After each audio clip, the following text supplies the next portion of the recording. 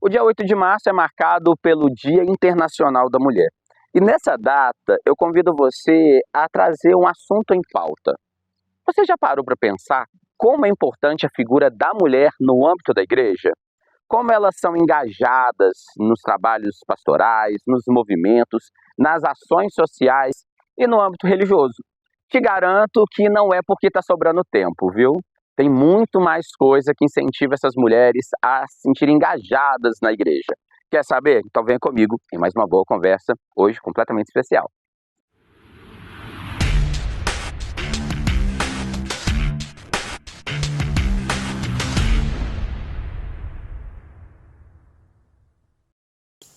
E a nossa boa conversa de hoje é com a Tatiana, mas antes de começar a nossa conversa, aquele pedido de ser. Se inscreva no canal, clique no sininho, dá like no vídeo, para assim que a gente publicar material novo, você já receber a notificação.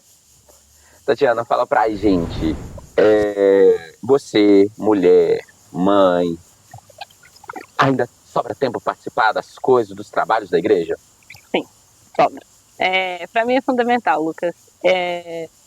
Eu brinco que eu nasci na igreja, sou ratinho de igreja, venho de uma cidade muito pequena, próxima a Diamantina, chama Datas, e a vida toda eu estava na igreja, sabe? Faz parte de mim, realmente.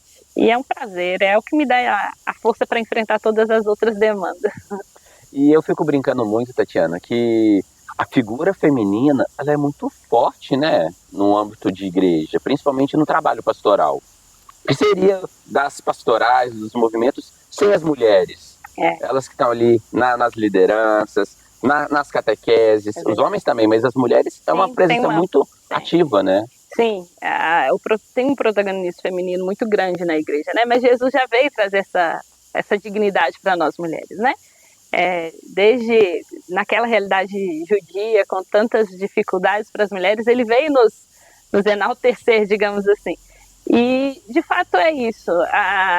Para os homens, muitas vezes é mais difícil, né? Por causa do trabalho fora de casa. E nós fomos aquelas que levam os filhos, aquelas que estão junto com as avós. Igual quem me levava muito para a igreja era minha avó. Então, fomos construindo essa história dentro da igreja a partir muito do seio familiar, né?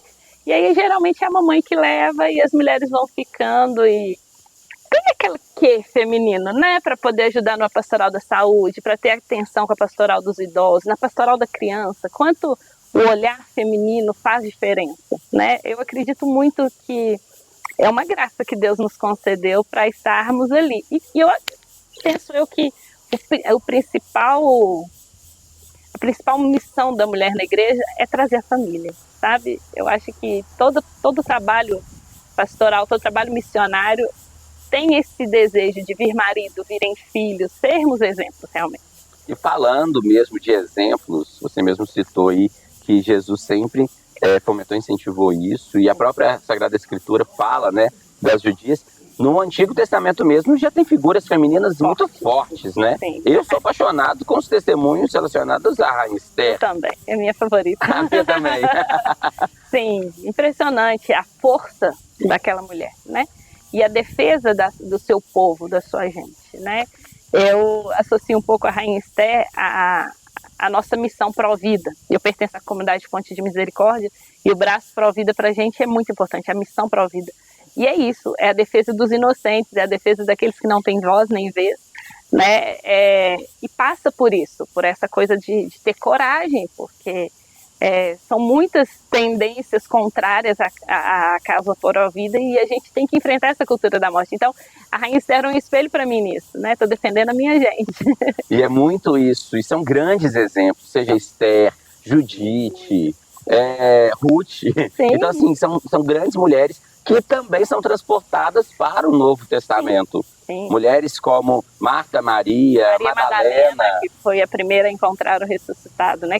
Eu acho que aquele momento Madalena com Jesus ressuscitado trouxe toda essa luz que envolve a nossa presença de missionários, de discípulos, enquanto cristãos, né? Ali começou o cristianismo, ali eles nos trouxeram pela sucessão apostólica, pela sucessão dessas grandes mulheres que foram discípulos, que ficaram ali até o fim. Ela estava ao pé da cruz, Madalena. Ela não fugiu, né? Assim como os outros. Ela não teve medo, né? Então, esse são espelhos para a gente, de fato. E lembrando que naquela época a mulher, ela estava sempre à margem. Exato, é nesse sentido que eu digo, Jesus trouxe uma dignidade para a mulher que a cultura da época não tinha, né? Ele enalteceu de fato. Houve essas pessoas marcantes, essas mulheres marcantes no Antigo Testamento, mas de fato foi com Jesus que nós conquistamos essa possibilidade de servir, de estar à frente, né? E o que falar então de Maria? Ela é demais. É a nossa mestra, é nosso modelo. Com a humildade dela, com a discrição dela. Ela não deixa faltar alegria, né? Aquele detalhe, a sutileza das bodas de Caná, ali quietinha no canto, fazer tudo que ele nos disser, é o que ela está falando pra gente hoje, né?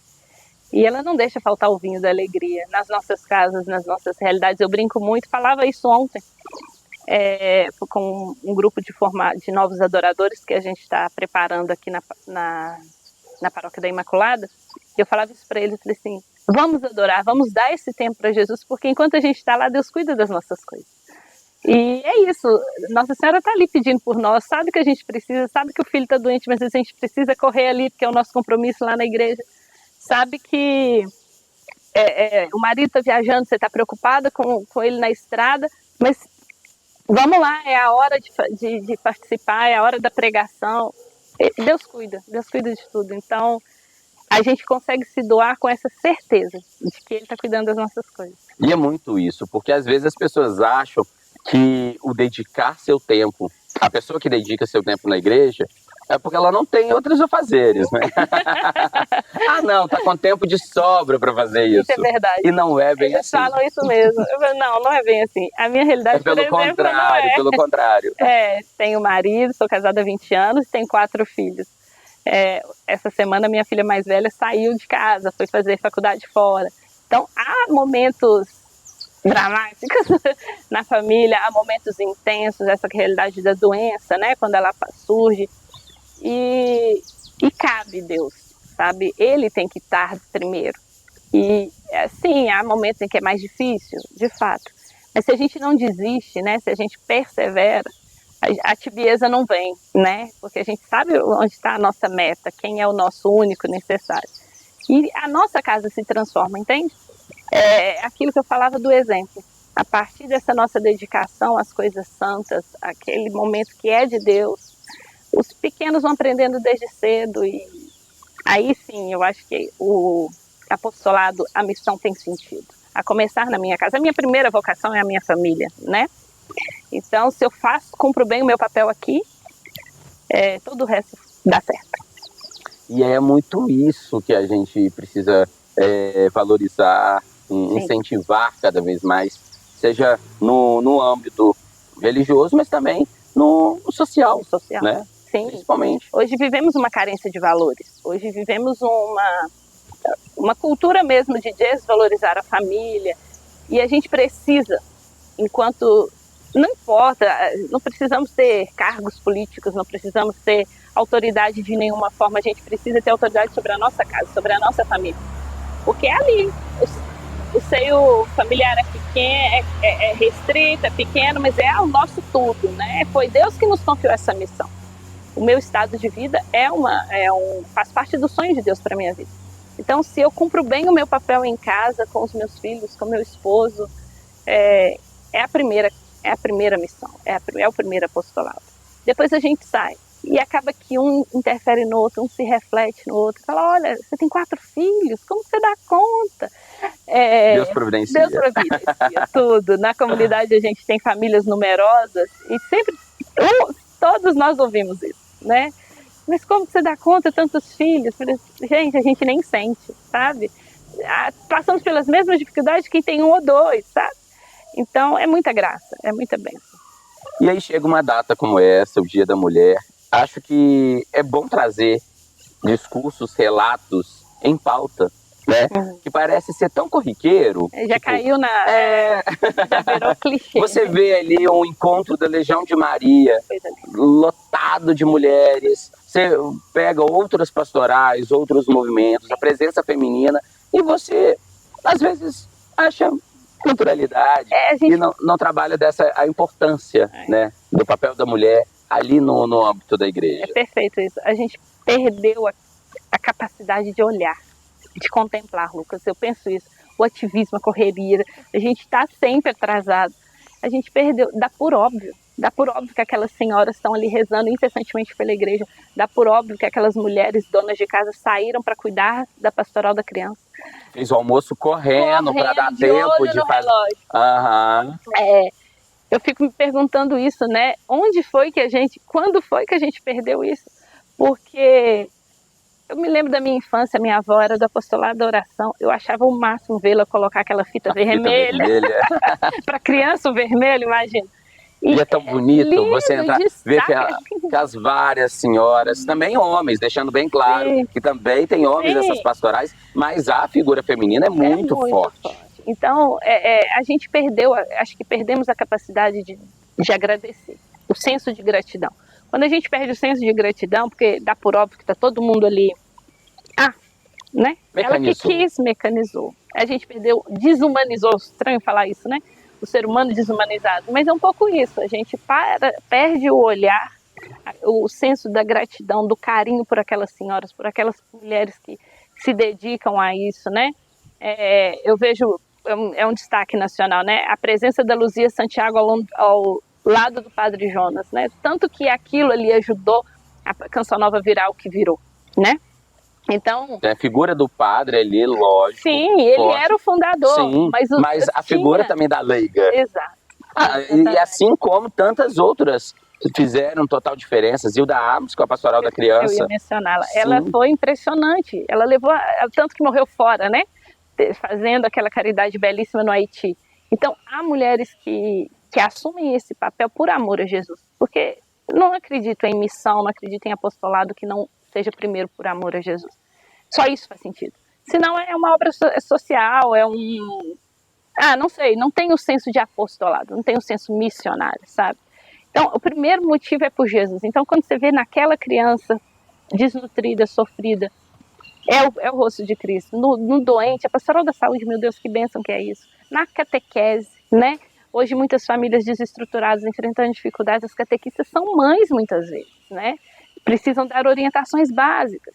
Então, é muito bonito isso, porque eu repito, cada um com a sua habilidade, com os seus dons, mas o olhar feminino, esse aconchego, essa sensação de colo, eu acho que ela enriqueceu muito a Santa Igreja nessas missões, nesse colocar-se a serviço. E sempre, né? Sempre. Se você pega e olha o histórico de grandes santos, tem uma mulher ali do lado. Exatamente. São João Bosco tinha a Madre Mazarello ali do lado, e assim como os outros. E tinha a presença forte da Mamãe Margarida. Sim, sem dúvida. É bonito. Então, tá ali a figura da mulher. Eu tenho minha santa de devoção é Santa Terezinha do Menino Jesus. Minha também. Que legal. E não tenho como desvencilhar a figura de Santa Terezinha e de Santa Zélia. Porque Santa Zélia foi uma mulher forte, uma mulher empresária. Na cidade de Alençã, ela era uma das maiores empresárias do ramo das rendas. Ela tinha funcionários e educou os filhos, sendo que nós temos duas. Santa Terezinha já canonizada, doutora da Igreja, Leone em processo de canonização. Você fica impressionado. Uma mulher que morreu com 44 anos. E o quanto ela foi marcante naquela família, tanto que Santa Terezinha falava, Deus me deu pais mais dignos do céu do que da terra. Tamanha influência dessa mulher, que mesmo em meio à doença que enfrentou, tinha essa força de trazer as famílias, as filhas para Deus. Então, é possível, né, conciliarmos a nossa realidade familiar com o serviço à igreja. Isso é muito bonito. E é bonito quando a gente vê que são santas recentes. É do outro dia. É do outro dia. Tem foto colorida, eu brinco com meus filhos. Então, assim, você vê que a realidade não está distante de nós. Não, a santidade é possível. A santidade é próxima de nós. A gente estava ali falando de exemplos de mulheres ali do Antigo Testamento, do Novo Testamento da época de Cristo, mas não. Temos mulheres fortes, destemidas e encorajadas também na luta do dia a dia. Sim. E na propagação da fé. Pois é, exatamente. Naquele lugar que Deus confiou, ele colocou uma Santa Teresa de Ávila que fez a reforma do Carmelo de uma forma impressionante no momento crítico da igreja, né? De um momento de crise. Depois tem o Santa Rita de Cássia. Ela foi perfeita como tudo, como filha, como esposa, como mãe e depois como religiosa. A Santa Rita é um exemplo belíssimo para nós mulheres, né? Porque foi dócil à vontade de Deus o tempo inteiro.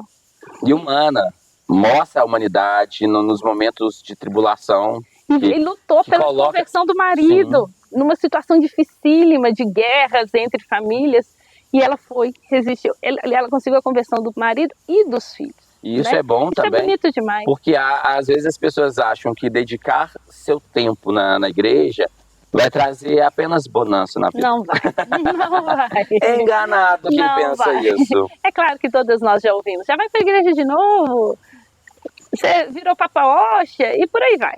Né? Isso acontece. E seus compromissos dentro de casa, como estão? Isso a gente tem que tomar esse cuidado, porque às vezes a gente usa o serviço da igreja para fugir dos problemas de casa, né? Dos compromissos de casa. Mesmo que inconscientemente, né? É ali que a gente tem a paz, o sossego, chega em casa e encontra realidades muitas vezes duras.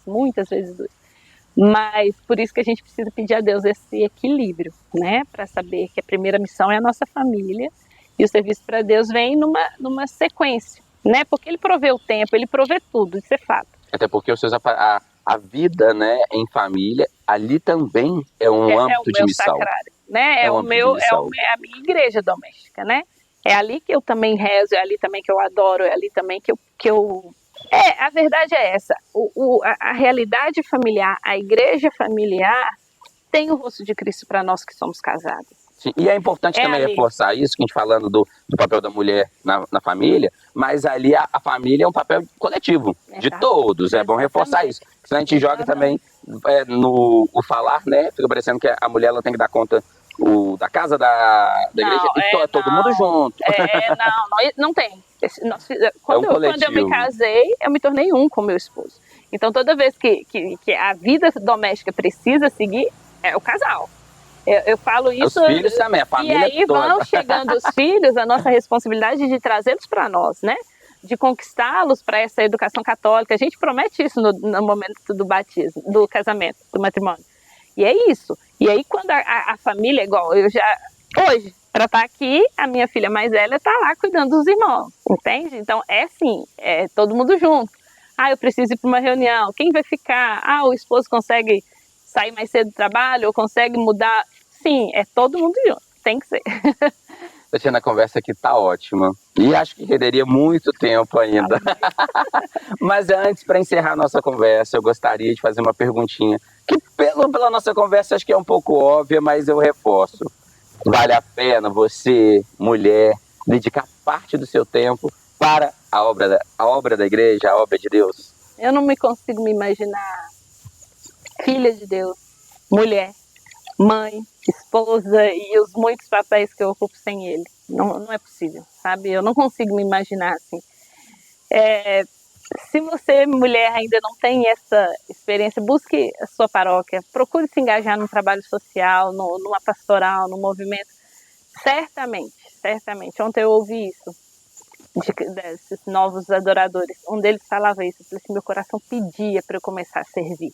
Deus me dá coisas demais e eu não devolvia no mínimo de gratidão. E é isso, né?